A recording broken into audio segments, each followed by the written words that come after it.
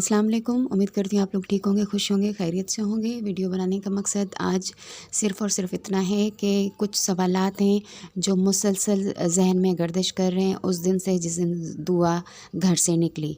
जी हाँ, दुआ का घर से निकलना, एक पेरेंट्स का ये कहना कि वो बहुत छोटी है, डॉक्यूमेंट्स के हिसाब से भी वो छोटी है, और उसके बाद बावजूद वो घर से निकलती है और फिर एक टैक्सी करती है, फिर वो पंजाब लाइफ में पहली बार जो है वो पंजाब चली जाती है, लाहौर चली जाती है। वहाँ से जो है वो पंजाब यूनिवर्सिटी पहुँचती है, फिर वहाँ से संडे वाले दिन जो है उसका ज़हीर से रब्ता होता है, फिर वो ज़हीर के पास चली जाती है, निकाह होता है। मतलब एक बना बनाया प्लान या बनी बनी कहानी कह सकते हैं इसको, क्योंकि ऐसी कोई भी फैमिली, कोई भी बच्ची इस तरह घर से निकल कर इस तरह इतना आसानी से, इतना ईज़िली दूसरे शहर में नहीं पहुँच सकती। 4 कैरेक्टर हैं इस कहानी के। एक दुआ का है, दुआ के फ़ादर का है, ज़हीर का है और ज़ुनैरा माहम का है। समझ में ये नहीं आता कि इन चारों कैरेक्टर्स में सच्चा कौन है। जहाँ तक मेरी अंडरस्टैंडिंग है, जितनी अब तक वीडियोस बनी है, जितनी सच्चाई सामने आई है, जितने दुआ के इंटरव्यूज़ सामने आए हैं, या जितने जो है वो इनके फ़ादर के इंटरव्यूज़ सामने आए। अब इनके फ़ादर का ये कहना है कि उन्होंने जो है नाउज़ुबिल्लाह कुरान पाक अपने सर पर रख कर कसम खाई कि मैंने बच्ची पे कभी हाथ नहीं उठाया, मैंने कभी उस पर तशद्दुद नहीं किया। उधर बच्ची का बार बार ये कहना है कि छोटी छोटी बात पे बाबा मुझे मारते थे और अब तो मैं वापस जाऊंगी नहीं, क्योंकि अब वो मुझे जान से मार देंगे। दूसरी बात ये कि नादरा एक रिस्पेक्टेबल इदारा है जहाँ से इनकी डॉक्यूमेंटेशन हुई, इनके जो है बर्थ रजिस्ट्रेशन, दुआ की और उनकी शादी के डॉक्यूमेंट्स वगैरह। अब अगर वो सही नहीं है, सच्चे नहीं है, तो क्या नादरा गलत है? अगर वो सही है, सच्चे हैं, तो फर्स्ट टाइम जब चेकअप हुआ मेडिकल, तो वो मेडिकल टीम गलत थी जिन्होंने 17 साल इसकी एज करार देकर इसको ज़हीर के साथ वापस भेज दिया। उसके कुछ अरसे बाद जो है फिर दोबारा जो है वो कराची आती हैं, फिर से मेडिकल कमेटी बनती है, टेस्ट होता है जिसमें 14 से 15 साल इनकी एज आती है, और ये कंसिडर किया जा रहा है कि अब ये चाइल्ड है और ये चाइल्ड मैरिज थी।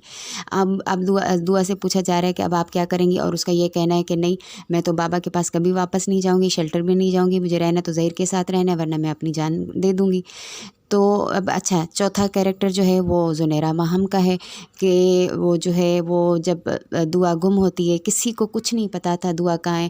उसकी चैनल से जो है वो उसके निकाह की इन्फॉर्मेशन आती है, फिर उसके कुछ अरसे बाद जो है वो बर्थडे सेलिब्रेट करती हुई नज़र आती है उसी के चैनल पे। फिर उसके कुछ अरसे बाद जो है वो रेड कलर का सूट पहना के 2 कुशन्स पे बिठा के वो ज़हीर के साथ उसको उनका इंटरव्यू करते हुए नज़र आती है। फिर उसके कुछ अरसे बाद जो है अभी जो सेकंड टाइम वो जो मेडिकल के लिए आई कराची, उससे एक दिन पहले लाहौर के किसी होटल में ज़ुनैरा ने उनको इनवाइट किया, उन्होंने उनके साथ व्लॉग भी शूट किया और एक इंटरव्यू भी लिया, जिसको लाइव इंटरव्यू का नाम दिया।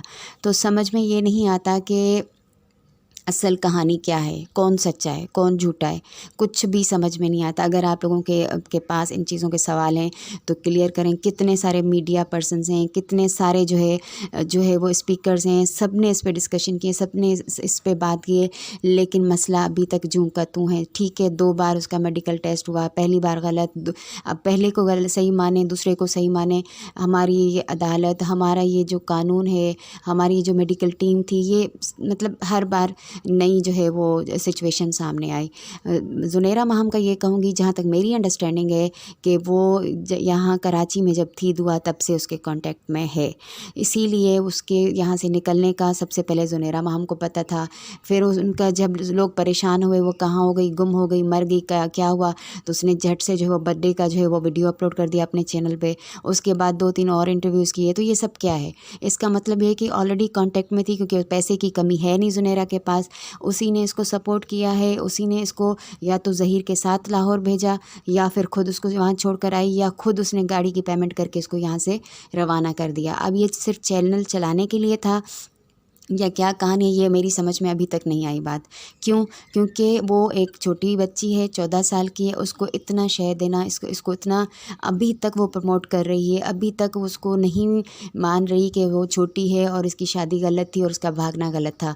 तो यहाँ पे जो मेन कैरेक्टर है, जो मेन जो चीज़ है, वो ज़ुनैरा की है, जो डे 1 से इस केस से कनेक्टेड है। और मैं तो ये कहती हूँ, जिस दिन दुआ घर से निकली है, ये उस दिन से दुआ से कनेक्टेड है। वहाँ لاہور لے جانے والی بھی یہی ہے اور اس کے بعد بار بار اس کو سامنے لانے والی بھی یہی ہے، اور ابھی تک وہ یہ ثابت کرنے پہ تلی ہوئی ہے کہ دعا نے غلط کام نہیں کیا، دعا کا قدم غلط نہیں تھا، وہ ٹھیک ہے، خوش ہے اور اس کو ایسے رہنے دیا جائے۔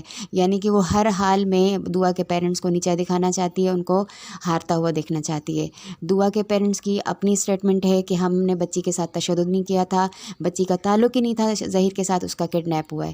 بچی کا یہ کہنا ہے کہ میرا تو تعلق تھا ظہیر کے ساتھ، میں پیرنٹس کو بتا چکی تھی کہ مجھے اس سے شادی کرنی ہے، انہوں نے اس بات پہ ایگری نہیں کیا، تو میں گھر سے نکل کے ظہیر کے پاس پہنچ گئی اور آ کر میں نے اس سے نکاح کر لیا اور میں نے نکاح کیا، میرا نکاح جائز ہے، میں واپس نہیں جانا چاہتی۔ تو یہ ایسے سوال ہیں جن کا جواب ابھی تک کسی کے پاس بھی نہیں ہے، کسی کے پاس نہیں ہے، میرے پاس بھی نہیں ہے۔ اگر آپ کو کچھ کہانی سمجھ میں آ رہی ہے تو کمنٹس میں ضرور بتائیے گا۔ تھینک یو سو مچ۔ اللہ حافظ۔